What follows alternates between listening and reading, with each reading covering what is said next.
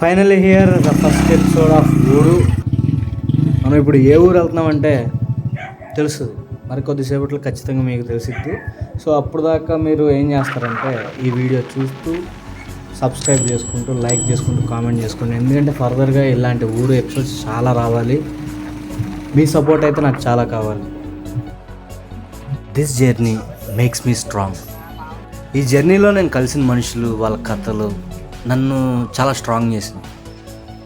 అప్పుడప్పుడు అనిపిస్తుంది మనకే పెద్ద కష్టాలు వచ్చినట్టు కాదు, నిజంగా వాళ్ళ కష్టాల ముందు మనకి చాలా చిన్నవి.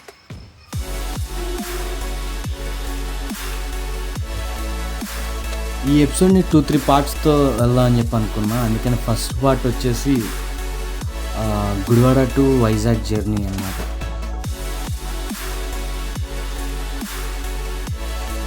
This is not a vlog.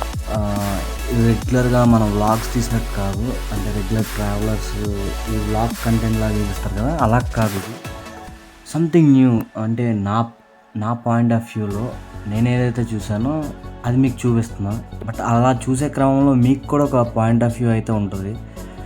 So ఉండగా మీరు ఆ స్టోరీలోకి వెళ్తున్నప్పుడు ఖచ్చితంగా మీకు ఏమనిపించింది అనేది కూడా కామెంట్ చేయండి.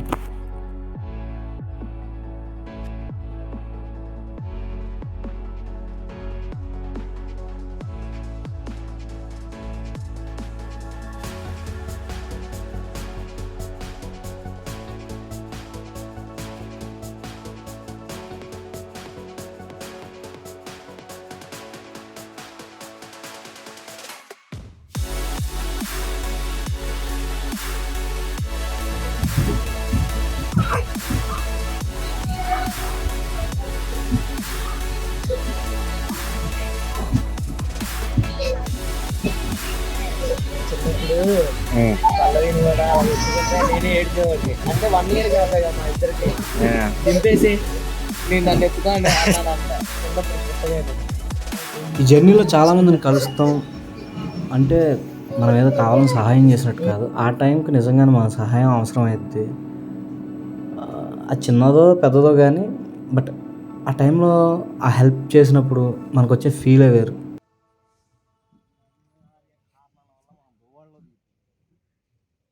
ఇది మనం వచ్చిన ట్రైన్ ఎలా ఉంటాయి మనం ఒకటి ప్లాన్ చేసుకుంటాం, బట్ డెస్టినీ అనేది ఇంకోటి ప్లాన్ చేస్తుంది. బట్ మేము దిగాల్సిన ప్లేస్ వైజాగ్, బట్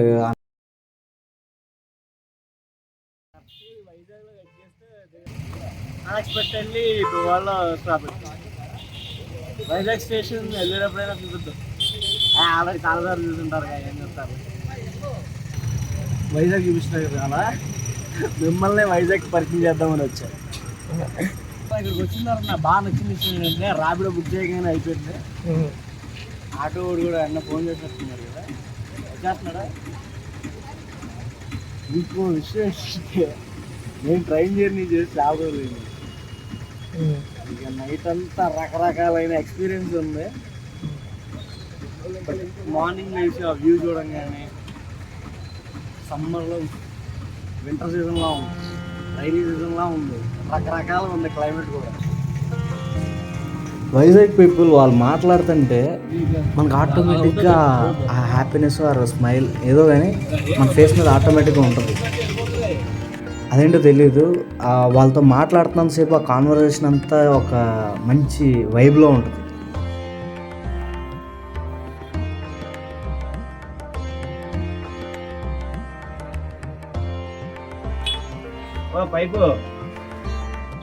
మన ఇండియాలో ఎక్కడికి వెళ్ళినా ఇలాంటి గల్లీలు మాత్రం ఉంటాయి. చిన్న గల్లీ కానీ అందరూ బయటే ఉంటారు, బయటే పనులు చేసుకుంటారు, బయటే కూర్చుంటారు. ఆవులు అక్కడే ఉంటాయి, గేదెలు అక్కడే ఉంటాయి, కుక్కలు కూడా అక్కడే ఉంటాయి. నాకు వైజాగ్ చూసినప్పుడు ఇది ఒక సిటీలా అనిపించదు. అంటే ఇది ఒక village and city culture mix అయిపోయినట్టు ఉంటుంది. ఏంటో ఎవరైనా కొత్త వాళ్ళు వస్తే ఆటోమేటిక్గా అలా చూస్తూ ఉంటారు.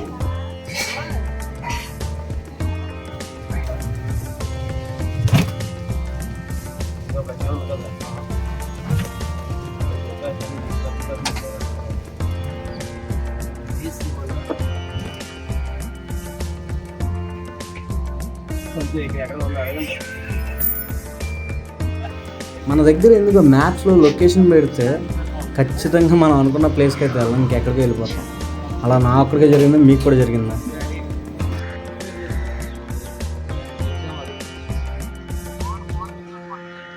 చిన్నప్పటి నుంచి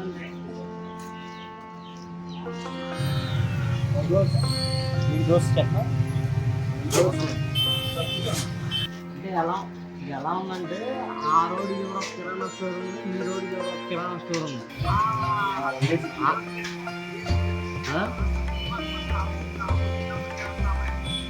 తాతారా ఏం పేరు? ఇక్కడ ఇంకో థింగ్ ఏంటంటే ఇక్కడ ఇంటి పక్కింటి పేరు తెలియదు. జనరల్గా ఇక్కడ ఇండస్ట్రియల్ ఏరియాస్ ఎక్కువ కాబట్టి చాలామంది జాబ్ కోసం వస్తారు, ఎక్కడెక్కడో నుంచి వస్తారు, వాళ్ళ పని ఏదో వాళ్ళు చూసుకుంటారో వెళ్ళిపోతారు. సో అందుకనే మేబీ వాళ్ళ మధ్యన అంత కమ్యూనికేషన్ ఉండదు.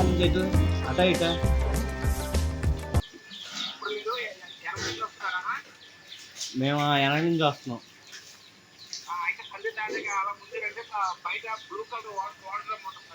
బ్లూ కలర్ వాటర్ రూమ్ చాలా ఉన్నాయి ఇక్కడ. బ్లూ కలరే ఉన్నాయి అన్ని వాటర్ రూమ్లు.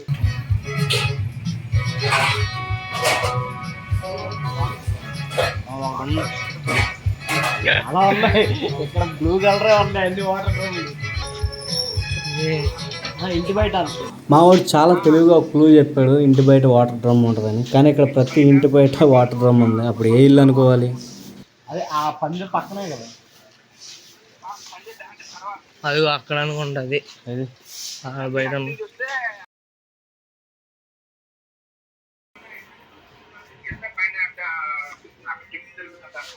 అలాగే అలాగే.